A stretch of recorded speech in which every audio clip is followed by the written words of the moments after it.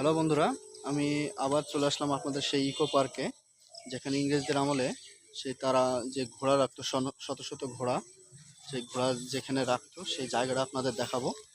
ইংরেজরা এই যে এইখানে তাদের শত শত ঘোড়া এখানে রাখতো, যাতে ঘোড়াসন বলা হয়। আর একটু ভিডিও আপনাদের দেখাই।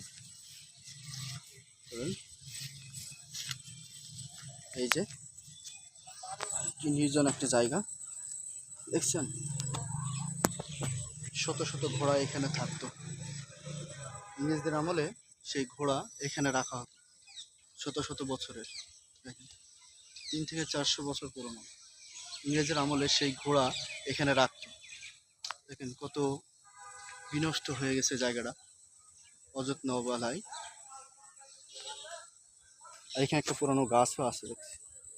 আর বন্ধুরা, পরবর্তী এই যে জন্য অপেক্ষা করবেন, আমি আপনাদের দেখাবো।